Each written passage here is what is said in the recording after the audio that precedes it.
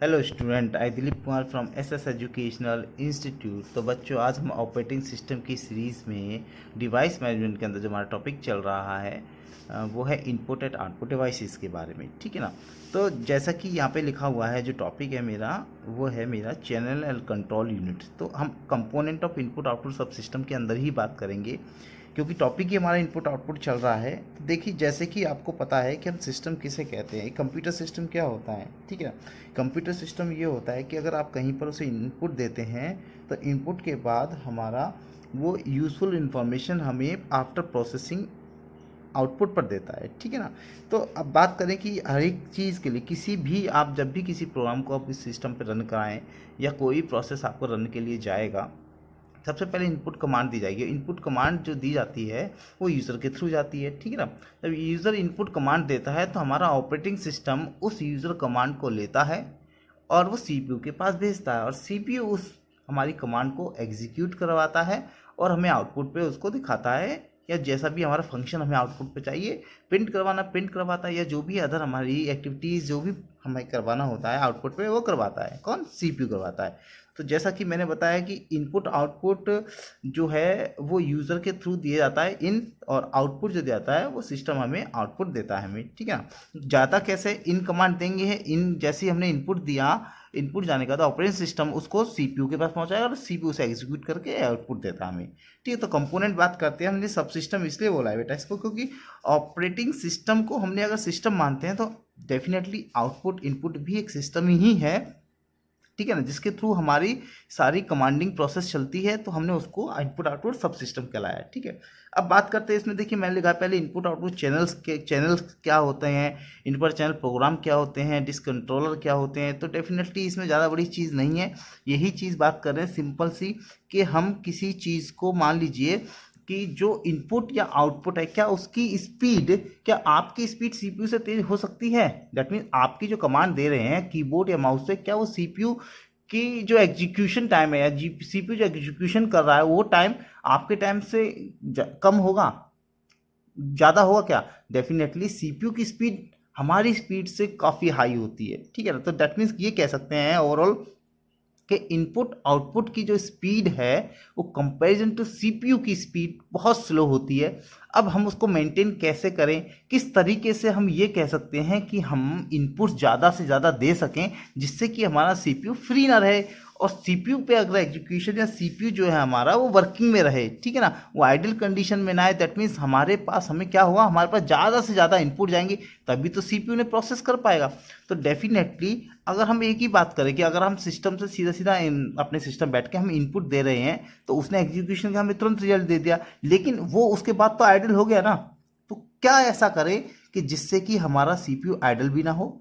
तो हमें इसका मतलब ये है कि हमें किसी तरीके से उसके पास more than one process, more than one commands हमारी किसके पास जानी चाहिए? ऑपरेटिंग सिस्टम के पास जानी चाहिए, और ऑपरेटिंग सिस्टम फिर मैनेज करेगा उन प्रोसेस को, उस कमांड्स को, कि किस तरीके से वो शेड्यूलिंग करे जिससे कि सीपीयू हमारा उसको एक एक करके लेता रहे और वो बिजी रहे हमेशा। ठीक है ना, क्योंकि सीपीयू की स्पीड बहुत होती है। ठीक है, वो आइडल रहेगा, वो दैट मीन्स कि उसका पर्टिकुलर इसका प्रॉपर यूज नहीं हो पाएगा कंप्यूटर का। ठीक है, तो सीपीयू का पर्पज है कि वो हमेशा वर्किंग में रहना चाहिए, आइडल नहीं होना चाहिए। ठीक है, अब किस तरीके से हम उसको मैक्सिमम इनपुट दे सकते हैं, यही हमारे इस कॉन्सेप्ट के अंदर है कि किस तरीके से हम किस इनपुट आउटपुट सिस्टम को हम किस तरीके से तैयार करें कि सीपीयू का मैक्सिमम से मैक्सिमम हमारे इनपुट्स पहुंचे। तो यही इसमें बताया गया है, इसमें ज़्यादा पढ़ने की चीज़ नहीं है। ठीक है ना, मैंने आपको केवल ये बताया है कि कंपोनेंट क्या क्या है, इनपुट आउटपुट चैनल्स होते हैं इसके अंदर, कंट्रोलर होगा इसके अंदर हमारा। ठीक है ना, और एक चीज़ और है कि इनपुट आउटपुट कमांड क्या करता है, रीड करता है, राइट करता है। ठीक है ना, और क्या करता है, स्विचिंग करवाता है कि मुझे ये हटाना है, ये दूसरा, अब मेरे को दूसरा प्रोसीड करना है। पहली कमांड दे दी, वो कमांड आपको लग रहा है कि मैं गलत दे दी, आप उसे विड्रॉ कर सकते हैं, उसे आप फेल कर सकते हैं, डिलीट कर सकते हैं उस कमांड को, फिर दोबारा से उसे आपने राइट किया, रीड की, जो भी कमांड देनी है आप उस कमांड्स को भी दे सकते हैं। ठीक है ना, आप प्रिंटर की कमांड दे सकते हैं, आप रिवाइंड की कमांड दे सकते हैं। कई कमांड्स ऐसी होती हैं जो हम इनपुट आउटपुट के थ्रू दी जाती हैं। ठीक है जी, चलिए तो नेक्स्ट इसमें बात करते हैं। ये मैंने इसलिए नहीं पढ़वाया आपको क्योंकि एक्चुअल में ये टॉपिक हमारा केवल समझने का, एग्जाम पॉइंट ऑफ व्यू से ही इंपॉर्टेंट टॉपिक नहीं है। ठीक है ना, एग्जाम पॉइंट ऑफ व्यू से और भी इंपॉर्टेंट टॉपिक्स हैं हमारे, जो हम आगे डिस्कस करेंगे। लेकिन फिलहाल ये वाला टॉपिक केवल समझने का है कि हम किस तरीके से सीपीयू को बिजी कर सकते हैं, ठीक है ना। तो देखिए जैसा कि मैंने ये फिगर बनाया हुआ है, चलिए आपको ये फिगर सामने नज़र आ रहा है। एक बार हम एक फिगर और बनाते हैं, इससे पहले उस फिगर को आप समझिए, देन इसके बाद हम इस फिगर को समझाएंगे। मान लीजिए देखिए जैसे ये सीपीयू है, ठीक है। सीपीयू से क्या होती हैं, ये हमारी बसेस हैं। बसेस को हम क्या बोलते हैं, कंट्रोल बस। उसके बाद हम बोलते हैं एड्रेस बस, और थर्ड बस जो होती है हमारी वो होती है डेटा बस, जैसा कि आप पढ़ चुके हैं इसे सीओ में, ठीक है ना। अब क्या होता है कि यहाँ पर हमारा इनपुट आउटपुट इंटरफेस है, और इनपुट आउटपुट इंटरफेस के साथ जुड़ा हुआ है हमारा डिवाइस लगा हुआ है, ठीक है ना। इनपुट आउटपुट इंटरफेस के साथ हमारा डिवाइस लगा हुआ है, ठीक है। अब है क्या कि जो ये कंट्रोल बस है हमारी, ये कंट्रोल बस हमारी इस तरीके से इस इनपुट आउटपुट इंटरफेस के साथ लगी हुई है, ठीक है ना। और ये डेटा बस भी हमारी इसी तरीके से इनपुट आउटपुट इंटरफेस के साथ लगी है। एड्रेस बस में हम एड्रेस फाइंड आउट करते हैं, ठीक है ना, वो इस तरीके से लगा होता है। आप ये पढ़ चुके हैं, एक बार इसलिए रिवाइंड करा दे रहे हैं कि ये जो फिगर जो बताएंगे, ये फिगर किस तरीके से वर्क करेगा, ठीक है ना। तो अब देखिए कि अगर मान लीजिए इनपुट आउटपुट जो है इंटरफेस लगा हुआ है, डिवाइसेस हमारी यहाँ पर है। अब हम यहाँ पर आते हैं, देखिए डिवाइसेस का मतलब है कि स्टोरेज डिवाइसेस है, ओके। अब इस फिगर में थोड़ा सा कॉन्सेंट्रेट कीजिए, देखिए ये हमारी डिस्क है, दैट इज अ डिवाइसेस। अब डिवाइसेस से हमारा क्या हो रखा है, ये देखिए कंट्रोल यूनिट। कंट्रोल यूनिट का मतलब है इन डिवाइसेसों को कौन कंट्रोल कर रहा है, देखिए इनपुट आउटपुट के थ्रू, इन डिवाइसों को इनपुट आउटपुट के थ्रू कंट्रोल किया जा रहा है। तो देखिए कंट्रोल यूनिट लगी हुई है, ठीक। कंट्रोल यूनिटों को सीपीयू बाया चैनल, दैट इज अ बस इज अ चैनल, ये चैनल है। इन चैनलों के थ्रू, एक चैनल है, एक चैनल का मतलब है तीनों बसें हैं, ये एक चैनल के अंदर आती है, ठीक है जी। ये तीनों बसें इस सीपीयू के थ्रू ये अटैच है। तो देखिए एक सीपीयू के साथ, दोबारा समझिए, एक सीपीयू के साथ मोर देन वन चैनल हो सकते हैं। एक चैनल भी हो सकता है, लेकिन मोर देन वन चैनल भी हो सकते हैं। अब होता क्या, किस तरीके से कमांड दें कि इनपुट आउटपुट गया इस डिवाइस डिस्क से, इसने रीड करना है इसको, मान लीजिए। तो कमांड गई, कमांड कहाँ गई, इनपुट आउटपुट इंटरफेस से कंट्रोल यूनिट में, कंट्रोल यूनिट ने उस चैनल के थ्रू सीपीयू के पास पास कर दिया भाई। तो इस तरीके से आप देखिए सीपीयू के पास कितनी सारी इनपुट आउटपुट कमांड जा सकती हैं। यही चाह रहे हैं कि सीपीयू के पास एक समय में कई सारी कमांड जाएंगी, तभी तो सीपीयू हमारा बिजी हो पाएगा। अब इसमें थोड़ी सी ड्रॉबैक ये थी कि मान लीजिए कि टेप, ये वाला कंट्रोल यूनिट सेकंड, ये मान लीजिए कंट्रोल यूनिट अगर ये मान लीजिए फेल हो जाती है इन केस, तो हमारी इंफॉर्मेशन टेप 2 की चैनल 1 तक नहीं पहुंच पाएगी, और चैनल 1 तक नहीं पहुंच पाएगी तो सीपीयू के पास नहीं पहुंच पाएगी। दैट मीन्स टेप 2 का मतलब है कि कहीं ना कहीं हमारी जो डिवाइसेस है ये फेल हो गई है।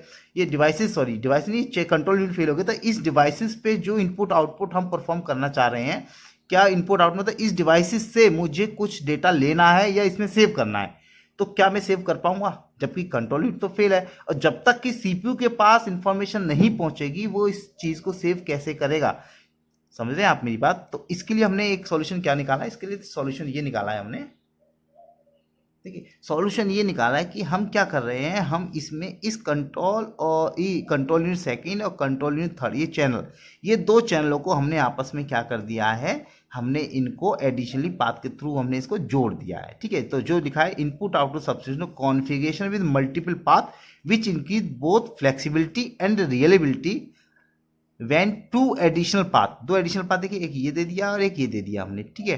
Path shown with the dash line, ये हमने डैश लाइन के थ्रू हमने शो कर रखा है, ठीक है ना।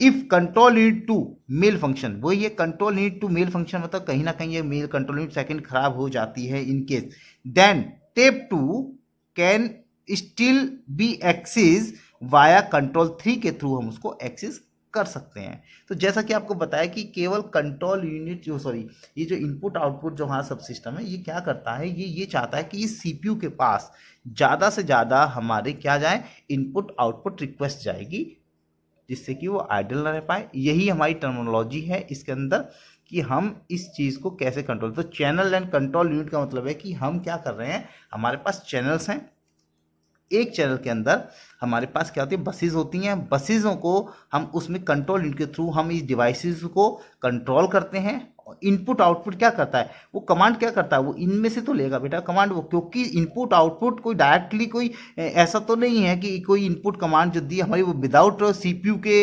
इंस्ट्रक्शन के वो सीधा हमें आउटपुट दे देगी, नहीं दे सकती। सीपीयू का इंस्ट्रक्शन तो इनपुट कमांड के साथ होगा ही होगा, तो डेफिनेटली वो कहाँ पे सीपीयू के साथ होगा। और सीपीयू किससे रीड करेगा उस चीज़ को, वो रीड करेगा हमारा डिस्क के थ्रू, क्योंकि जो भी कमांड देगा, जो भी इंस्टॉल्ड है सॉफ्टवेयर हमारा, वो किस में इंस्टॉल है, वो हमारा वो डिस्क में। अगर प्रिंट भी देना है तो प्रिंटर का सॉफ्टवेयर कहाँ पे पड़ा हुआ है, सीपीयू के पास तो नहीं है ना, वो प्रिंटर का सॉफ्टवेयर जो पड़ा हुआ है वो तो किसी डिस्क में ही है, ठीक है। तो इनपुट जो देगा वो डिस्क में देगा कि मुझे ये प्रिंट करना है, तो अब ये डिसाइड करेंगे किस डिस्क में वो पड़ा हुआ है। वो डिस्क में से मान लीजिए दूसरी डिस्क में पड़ा हो तो डेफिनेटली इनपुट दूसरी डिस्क का किसके पास है, कंट्रोल वन किसके पास, कंट्रोल कौन कर रहा है, ये कंट्रोल यूनिट कर रही है इसको, और एक चैनल इस चैनल 1 के साथ हमने कंट्रोल यूनिट ऐड करके, दैट मीन ये चैनल इस सीपीयू को इन्फॉर्मेशन देगा। तो आप देखिए कितने सारे हम इनपुट्स कमांड को दे सकते हैं सीपीयू के लिए, ठीक है ना। तो आई थिंक आपकी समझ में ये आ गया होगा, छोटा सा कॉन्सेप्ट है चैनल एंड कंट्रोल यूनिट। हम जो बात कर रहे हैं इसलिए पढ़ा रहे हैं, अब हम आपको इसी के ऊपर इनपुट आउटपुट कंट्रोल के ऊपर ही हम आपको समझाएंगे कम्युनिकेशन अमंग डिवाइसेस, हम किस तरीके से कम्युनिकेशन करते हैं, ठीक है। तो कंटिन्यू रखिए, अभी कम्युनिकेशन अमंग डिवाइसेस के साथ चलेंगे अभी हम। तो बच्चों बात करते हैं हम कम्युनिकेशन अमंग डिवाइसेस के अंदर। Computer must have a way of detecting the arrival of any type of input, ठीक है। हम क्या करना चाह रहे हैं इसमें, computer must have a way for detecting, computer उस चीज़ को डिटेक्ट करेगा किसको, कि कब इनपुट उसके पास आ रहा है। तो दो तरीके हैं हमारे को इसको डिटेक्ट कराने के सिस्टम को, कंप्यूटर को, पहला है पोलिंग और दूसरा है इंटरप्ट, ठीक है ना। दोनों ही टेक्निकों के थ्रू हम ये बताना चाहते हैं कि हमने कोई इनपुट सेंड किया है, ठीक है, रिक्वेस्ट भेजी है एक इनपुट की, ठीक है ना। उसके बाद जब प्रोसेस जाएगा तब वो प्रोसेस करेगा हमारा, उसको ऑपरेटिंग सिस्टम सीपीयू को असाइन करवाएगा, ठीक है ना। तो both of technique allow processor to deal with event, ठीक है, बोथ टेक्निक हमारी यूज़ करती हैं प्रोसेसर को, ठीक है ना। भाई प्रोसेसर ही करवाएगा ना किसी थ्रू हमें पता लगेगा प्रोसेसर को वो प्रोसेस करवानी है। Any time, it can happen any time, कोई भी टेक्निक कभी भी आ सकती है, एक चीज़ याद रखिए। And that are not related to the process it is currently running, उस प्रोसेस से ये रिलेटेड नहीं है जो करंटली रनिंग कर रहा है। ये किससे रिलेटेड है, ये उससे रिलेटेड जो प्रोसेस वेटिंग क्यू में रखे हुए हैं जो अभी रनिंग में नहीं है। याद रखिएगा कि जो पोलिंग या इंटरप्ट तो आप समझ रहे हैं, पोलिंग अभी समझ नहीं आ रहा होगा, इंटरप्ट तो समझ रहे हैं किसी चीज़ को बाधा करना, रोकना, ठीक है। तो करंटली जो हमारा प्रोसेस रनिंग कर रहा है ये उसके लिए नहीं है, जो प्रोसेस रखे हुए हैं क्यू में रखे हुए हैं जो कि एग्जीक्यूशन के लिए जाने वाले हैं, जो मेन मेमोरी में रखे हुए हैं, वहाँ की बात करें कि अगर कोई इनपुट आता है किसी प्रोसेस को या कोई सीक्वेंस में जो नेक्स्ट जाने वाला है उसको रोकने की कोशिश करता है, या कोई भी इंटरप्ट फेल होता है, या कोई भी पोलिंग करता है, तो ये दो टेक्निक हैं कि किस तरीके से कोई इनपुट, ऐसा भी हो सकता है ना, हाई प्रायोरिटी का प्रोसेस बोलते हैं, जैसे हम बात करते थे पहले कि हाई प्रायोरिटी का प्रोसेस आया तो क्या करा, पहले वाले को उसने वेट कराया, हाई प्रायोरिटी का प्रोसेस पहले एग्जीक्यूट, दैट मीन्स कहीं ना कहीं से उसके लिए कमांड आई थी ना, इनपुट कमांड आई होगी कि पहले ये वाला प्रोसेस जो है वो एग्जीक्यूशन होना है, तो जिसका नंबर था वो नहीं हुआ, दूसरा वाला एग्जीक्यूशन हुआ, दैट मीन्स कहीं ना कहीं से इनपुट कमांड आई होगी ना उसके लिए। या फिर सिस्टम का कोई प्रोसेस हायर प्रायोरिटी का है उसको अगर एग्जीक्यूशन करवाना, दैट मीन्स सिस्टम ने ये इनपुट कमांड किसको दी है, ये प्रोसेसर को दी है कि भाई ये वाला प्रोसेस पहले एग्जीक्यूशन होना है। दैट मीन्स कि कहीं ना कहीं पूलिंग या इंटरप्शन हुआ है तभी तो उस प्रोसेसर ने उस प्रोसेस को एग्जीक्यूशन करवाया है पहले। तो जो रनिंग चल रहा है हम उसको नहीं बात करेंगे, उसको नहीं छेड़ना है, केवल जो प्रोसेस हमारे क्यू में है, वेटिंग में है, हमें उनको छेड़ना है, ठीक है ना। उनके लिए हैं ये दोनों टेक्निक्स। चलिए तो एक एक करके दोनों टेक्निकों की बात कर लेते हैं। तो ये पहली टेक्निक है पूलिंग। पूलिंग में क्या है, pooling is the simplest way of an input output device to communicate with the processor, ठीक है। पूलिंग भी एक ऐसी टेक्निक है, सिंपलेस्ट वे है जिससे क्या होता है, कम्युनिकेट विद प्रोसेसर से कम्युनिकेट करता है, ठीक है। The process of periodically checking status of the device, ये बार बार चेक करता है, process of periodically checking status of device to see if it's time for the next input output operation, मतलब हर प्रोसेस ये चेक करता है पीरियडिकली कि भाई कोई इनपुट आउटपुट ऑपरेशन तो नहीं आ रहा कोई नेक्स्ट। जब भी कोई प्रोसेस एग्जीक्यूशन के लिए जाएगा तो ये देख लेगा वो कहीं कोई नेक्स्ट इनपुट आउटपुट ऑपरेशन तो नहीं आ रहा है, that is called the pooling, इसे बोलते हैं हम पूलिंग, कि मतलब एक नेक्स्ट को इनपुट आउटपुट को चेक करना है। अगर मान लीजिए इनपुट आउटपुट आ रहा है तो हो सकता है वो उसको रोक दे, तो ये चेक करना कि अगर पीछे से कोई इस तरीके का इनपुट आउटपुट नहीं आ रहा है जो उसको रोक दे, that is called the polling. The input output device simply put the information status register. ठीक है, इनपुट आउटपुट डिवाइसेस क्या करता है, इंफॉर्मेशन को स्टेटस रजिस्टर में रख देता है and the processor must came and get the information. और प्रोसेसर क्या करता है, उस प्रोसेसर उस इंफॉर्मेशन को गेट कर लेता है। यही होता है, यही करते हैं इनपुट आउट डिवाइसेस। क्या करता है कि उसे स्टेटस रजिस्टर में रख देगा कि भाई मुझे इस चीज़ को पहले करवाना है, और सीपीयू क्या करता है उसे, दैट मीन प्रोसेसर क्या करता है, उस इंफॉर्मेशन को रीड कर लेता है, वहां से ले लेता है वो। Most of the time device will not require attention and when one does it will not wait until the next interrogated by the pooling program. This is inefficient method and much process time wasted और unnecessary पुल। इसमें क्या होता है, देखिए इसमें क्या बार बार check कर, हर प्रोसेस आएगा, वो प्रोसेस क्या करेगा, प्रोसेस ये चेक करेगा कि कोई नेक्स्ट इंस्ट्रक्शन तो नहीं आ रही, कोई नेक्स्ट इनपुट तो नहीं आ रहा है जो उसे क्या करे, पूल करवाना है। पूल मतलब है कि उसको रोकना है, उसके ऊपर से दूसरा पहले, पूल का मतलब है, पूल का मतलब है कि वो वाली प्रोसेस रुक गई और जो प्रायोरिटी वाली जो दूसरी जो इनपुट आनी है वो पहले, उससे पहले उसके ऊपर से होकर वो चली गई, मतलब ओवरलैप कर दिया उसने, पहली वाले को स्किप कर दिया, जो जानी थी सीपीयू के पास उसको स्किप कर दिया, दूसरी वाली से पूल करके वो एग्जीक्यूशन के लिए चली गई। तो हर बार जब भी कोई प्रोसेस एग्जीक्यूशन के लिए जाएगी सीपीयू के पास, तो वो ये चेक करेगी कि पीछे से कोई ऐसा तो नहीं जैसे पूल करके आगे जाना चाहता हो, क्योंकि अगर वो सीपीयू के पास गई और उसी वक्त कोई दूसरी ने आकर उसको डिस्टर्ब कर दिया, तो मे भी हो सकता है एग्जीक्यूशन जैसे ही उसे मिलना हो वो पूल हो जाए। तो पहले वो इन प्रोसेस क्या करेगा, चेक करेगा कि मेरे पीछे जो इनपुट जो दिया हुआ है, जो प्रोसेस जो पीछे से आ रहा है, वो कहीं मुझे पूल तो नहीं करवाना है। अगर उसको पूल करवाना है तो वहीं स्टॉप हो जाएगा, दूसरी वाली जो हायर प्रायोरिटी की इन्फॉर्मेशन होगी या प्रोसेस होगा वो पूल करके पहले वाले को एग्जीक्यूशन के लिए चली जाएगी। इसमें होगा क्या कि जब भी कोई भी प्रोसेस, देखिए जब भी कोई भी प्रोसेस सीपीयू के पास असाइन होगा, वो पिछले वाले इनपुट को चेक करेगा कि कहीं कोई इन्फॉर्मेशन था। जैसे ही मान लीजिए आप सोचिए कि कितने सारे प्रोसेस सीपीयू के लिए असाइन क्यू में लगे हुए हैं, हर प्रोसेस ऐसे ही चेक करेगा, तो कितना टाइम वेस्टेड होगा केवल पूलिंग करने के लिए कि पूल करवाना है या नहीं करवाना है, करवाना है या नहीं करवाना है, करवाना है या नहीं करवाना। दैट मीन इस तरीके से देखी जाएगी तो हमारा किसका टाइम वेस्टेज हो रहा है, प्रोसेसिंग टाइम हमारा वेस्टेज हो रहा है। क्योंकि अगर पहला चला है, जितने टाइम में आप सोचे कितने सारे धीरे धीरे करके प्रोसेस अगर एक एक करके पूल का वेट करेंगे, क्योंकि पूल तो नहीं करवाना किसी को, तो सोचे थोड़ा थोड़ा टाइम मिलकर कितना टाइम वेस्टेज हो जाएगा।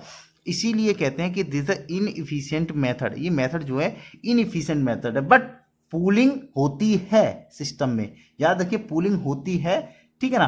तो बात करें कि एक तो पूलिंग टेक्निक जो है आप समझ गए होंगे। अब दूसरी टेक्निक के बारे में और मूव कर लेते हैं, that is the second technique, second way, interrupt.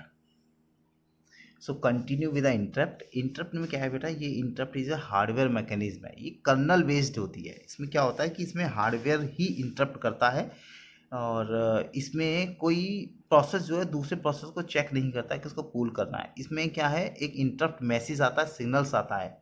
मान लीजिए कि आप इंटरनेट पे कोई वीडियोस देख रहे हैं या कुछ गेम्स खेल रहे हैं या कोई भी एप्लीकेशन को इंटरनेट बेस्ड चला रहे हैं, ये रियल टाइम एप्लीकेशन पे वर्क कर रहे हैं ऑन द इंटरनेट। अगर मान लीजिए इंटरनेट बंद हो जाए तो क्या होगा, आपके पास एक इंटरप्ट मैसेज जनरेट होगा, ठीक है ना। इंटरप्ट मैसेज जनरेट कौन कर रहा है, वो आपका सिस्टम, वो क्या कभी इंटरनेट कर रहा है, जी नहीं, वो आपका सिस्टम कर रहा है। वो कहाँ से ले रहा है उस इंटरप्ट मैसेज को, वो आपके हार्डवेयर मैकेनिज्म पे डिपेंड करता है। दैट मीन्स कि आपके ओएस के अंदर जो हार्डवेयर है उसको यूज़ कर रहा है वो, ठीक है ना। तो यही बात कर रहे हैं कि इंटरप्ट जहाँ पे आता है वो हार्डवेयर मैकेनिज्म है। इसमें क्या है, device notice the CPU that is required it attention. तो वो नोटिस करता है कि अब सीपीयू को अटेंशन दे दी जाए कि भाई सीपीयू आगे वर्क नहीं कर पाएगा क्योंकि उसके पास वो सिग्नल नहीं मिल रहे हैं, क्योंकि वो इंटरप्ट हो चुका है, ठीक है। मान लीजिए प्रिंटर को आपने कमांड दिया, प्रिंटर ऑफ पड़ा हुआ है, तो क्या आपका प्रिंट हो जाएगा, जी नहीं, आपके पास मैसेज जनरेट एकदम सामने पॉपअप होकर आ जाएगा। वो कौन देगा, वो इंटरप्शन आएगा। वो इंटरप्शन ये आएगा कि आपका जो है वो आपका जो है स्विच ऑफ पड़ा हुआ है या ऑफलाइन मोड में है आपका, वो पहले से ऑनलाइन कीजिए तब वो कमांड होगी। That is a interrupt message, ठीक है। तो इंटरप्शन क्या होता है, interruption hardware mechanism which access device notice CPU that is required it attention, ठीक है। सीपीयू को अटेंशन की रिक्वायरमेंट है। Interrupt can take place any time, वो भी कभी भी आ सकता है। दैट मीन्स कभी भी आने का मतलब है जब जरूरत होगी तब आएगा वो, ठीक है।